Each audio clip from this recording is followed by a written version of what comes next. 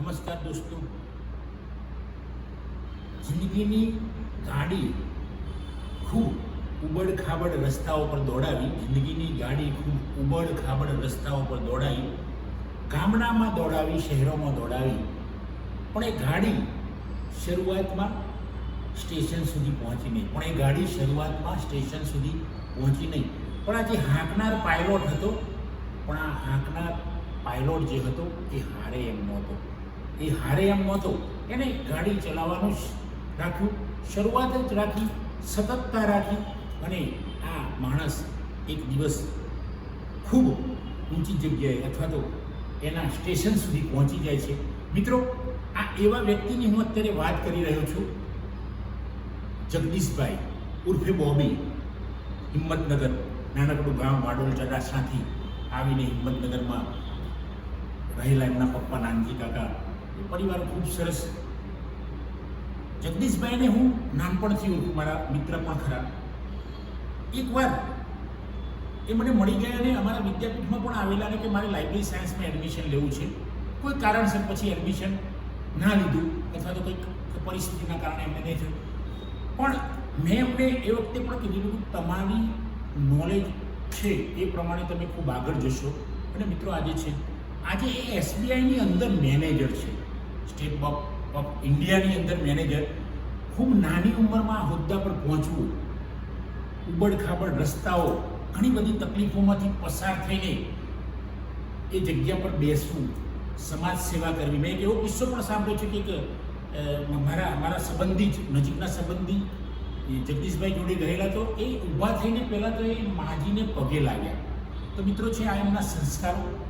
ભણતર જબરજસ્ત છે, બીકોમ કર્યું, પીજીડીસીએ કર્યું, જોબ પણ એમને સારી કરી, ઇવેલ્યુએશન આસિસ્ટન્ટ તરીકે એમને જુદી જુદી જગ્યાએ જોબ કરી, ત્યાં પણ એમની ખ્યાતિ જોરદાર રહી.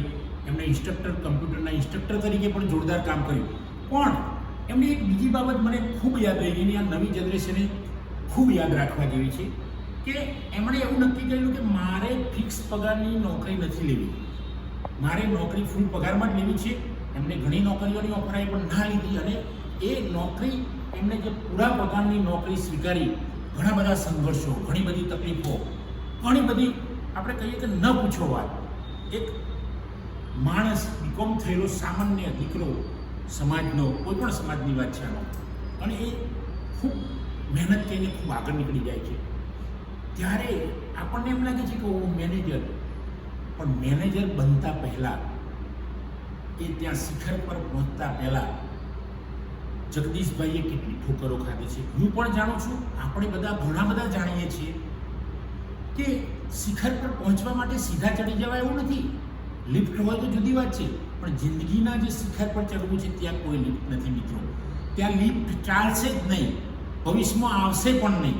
એ આપણે જાતે ચાલવું પડશે, દોડવું પડશે, આપણે પડવું પડશે, ઠોકર ખાવી પડશે, લોકોના મહેણા ટોણા ખાવા પડશે, અને આ બધામાંથી પસાર થઈને પણ આપણી ચાલ, આપણી દોડ ચાલુ રાખવી પડશે. ત્યારે તમે પેલા શિખર પર પહોંચી જશો. કારણ કે ત્યાં તો કોઈ લિફ્ટ જ નથી. લિફ્ટ હોય તો પણ ઉપયોગી ના આવે. કારણ કે જિંદગીની સફરમાં તો લિફ્ટ હોય તો એની સફળતા જ ના કહેવાય, એ તમારી સફળતા નથી. તો જગદીશભાઈએ જબરજસ્ત પ્રયત્નો કર્યા.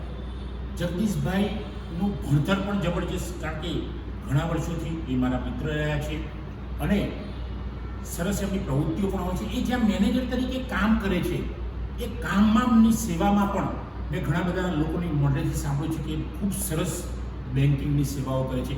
મિત્રો, આજે પણ આ હાર્ડ વર્કર જગદીશ બોબી, 9 વાગે હું ઘણીવાર અમારી વાત થાય, એમનો ફોન આવ્યો, એકવાર 9 વાગે મારા પર ફોન આવ્યો, અને જગદીશભાઈએ કહ્યું મને કે અત્યારે તો હું ઓફિસમાં છું. ત્યારે હું જીમમાં હતો, તો મેં કીધું હું જીમમાં છું.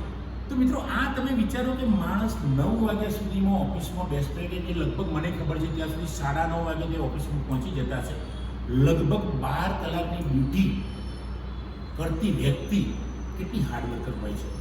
યુવાનો, ખાસ હું તમને કહું છું, દરેક યુવાનોને, નવી પેઢીને, બહેનો, દીકરીઓ, દીકરાઓ, બધાને કહું છું કે જગદીશભાઈ બોબી જોડેથી જબરજસ્ત શીખવા જેવું છે. કોઈક વાર સમય મળે તો રૂબરૂ મળજો.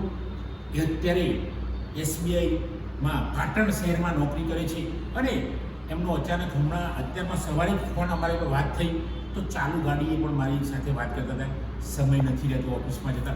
તો મિત્રો, જે હાર્ડ વર્કર હોય છે નાનપણથી એ છેક સુધી હાર્ડ વર્કર જ રહે છે, અને શિખર પર પહોંચ્યા પછી પણ એવું નથી માનતા કે હું પહોંચી ગયો. બસ એમને તો એમ જ દેખાય છે, બસ આપણી મોજમાં રહેવાનું, શિખરની ચિંતા નહીં કરવાની, સફળતાની ચિંતા નહીં કરવાની. મિત્રો, આ જે સમજ છે એ જ મોટી સફળતા છે. તો મિત્રો, આ જગદીશભાઈ બોબીનો વિડીયો આપ સૌ જુઓ. અદ્ભુત માણસ છે. એમની જોડે સરસ જ્ઞાન પણ છે, જનરલ નોલેજ સારું, અંગ્રેજીનું જ્ઞાન સારું, એમના વહીવટી જ્ઞાન તો ખરું, બેન્કિંગનું જ્ઞાન તો ખરું, પણ એ સિવાય પણ ઘણી બધી સરસ વાતો એ કરે છે. તો યુવા પેઢી ખાસ તમને કહું છું કે જગદીશભાઈનો વિડીયો બરાબર જુઓ, શેર કરો, અને આપ પણ જગદીશભાઈની જેમ સખત મહેનત કરો. સખત મહેનત એટલે સફળતા, અને આ જગદીશભાઈ પુરવાર કરી દે છે. જય હિન્દ મિત્રો.